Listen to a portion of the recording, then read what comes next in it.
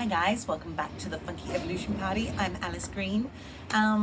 So with all the shenanigans that have been going on, from people that are being elected being told that there's, democracy is in danger, to the US vetoing once again a resolution to stop the massacres. Now, this is a video dedicated to the UN Security, ICJ, International Criminal Court, everybody, and all the politicians out there that still have a backbone, because what's endangering our democracy is a bunch of people who are pushing a war for their own personal gain.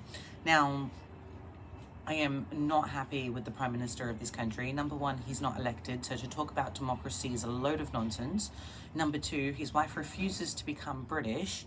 The only reason I'm not British is because I can't foot the 2,500 pounds, otherwise I would be. There's no excuse. She's milking the government contracts, and to say that you are unaware is an absolute load of crock. Now, that's the British, who claim that they have nothing to do with the past genocides and they're protecting democracy of illegal occupations. It's insane. And I did go on about, the mayor of imagined that London was the terrorist state and everyone was going to come for them. It's kind of what's been happening, but verbally. So this is to address the UN Security Council, because you have certain articles, and I want to talk about Article 6, and that is your right to expel members of the council who are actively engaging in international espionage, danger, putting the entire world at risk. Because what's happened, we're talking about October 7 and people's rights to defend themselves.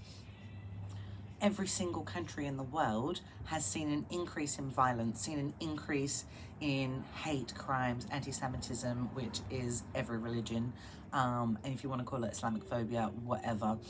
At the end of the day, the hate is stemming from our political leaders refusing to look at peace talks instead of sending arms and weapons to blow up children. Now, you've got £2 billion being sent to blow up kids, but they can't afford to help people with their housing. They can't afford to help people with these very important sort of daily, how does a country survive if you're sending all the money out overseas and all the people within it are paying into this system, and they're saying stop sending our money to blow up kids, and you're like, oh, you're all extremists.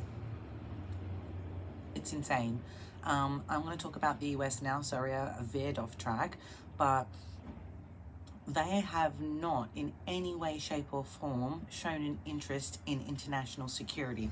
So we go back to the Vietnam War, we're going back to Afghanistan, we are going back to Iraq, we are going back to their illegal bases in Syria, we are going back to them blowing up the stream.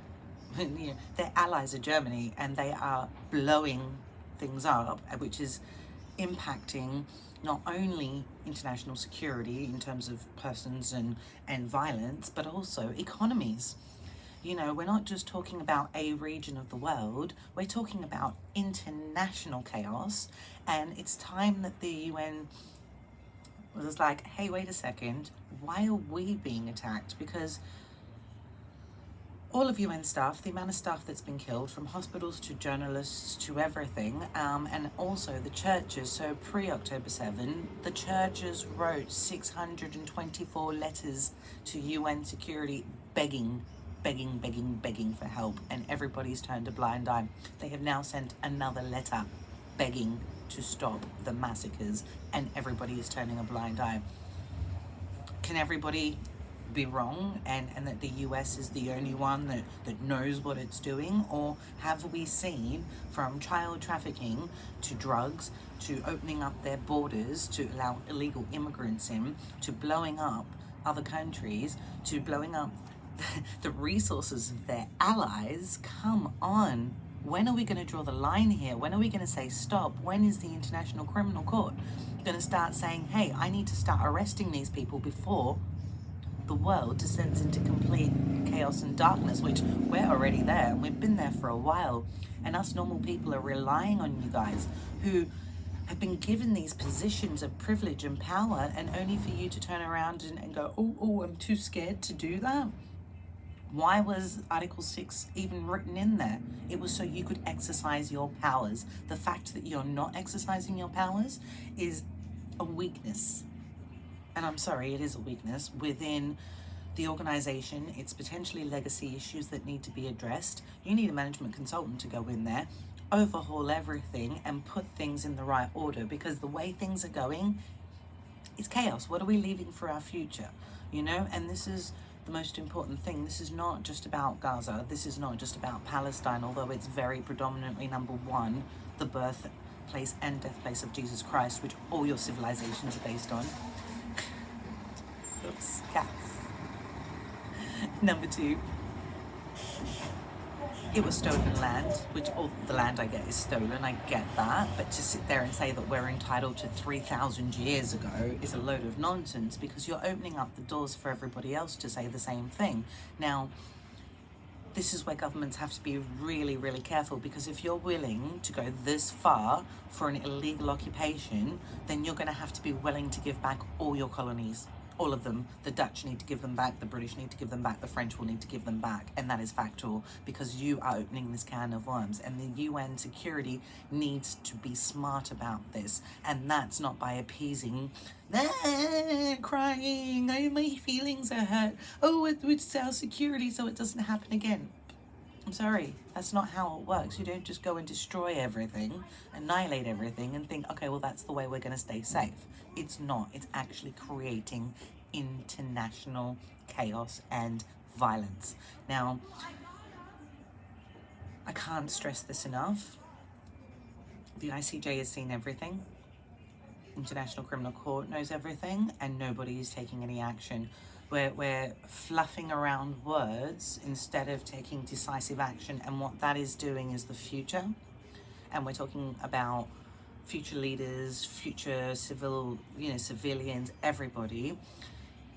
We're setting a precedent of corruption, of, oh, we'll just get away with that. No, you will not get away with that. This is where we draw the line. Again, it's so important that we unite globally instead of allowing these criminals who haven't got anyone's best interests at heart.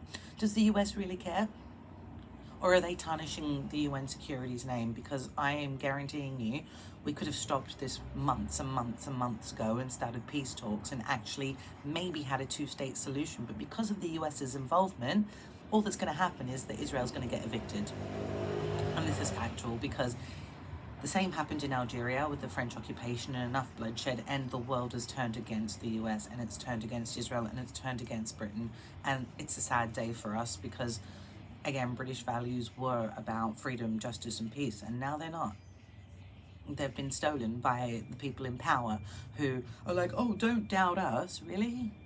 How much money are you making off us? How much money are you making off these wars? What natural resources do you think that you can steal? Because it's not going to happen anymore. And this is why the UN Security Council was actually designed. It was to protect countries, and all it's doing is hindering the progress, because at the end of the day, you should be the ones who call them terrorists. It's not up to England or America to name countries that are terrorists. It's the UN Security Council. Now, I suggest that everybody reevaluate their position. Why are you actually sitting on that council? Were you there to make a difference, or are you there to milk it? Are you there to be corrupt? Or are you there to make sure that internationally our human rights and all our rights are upheld?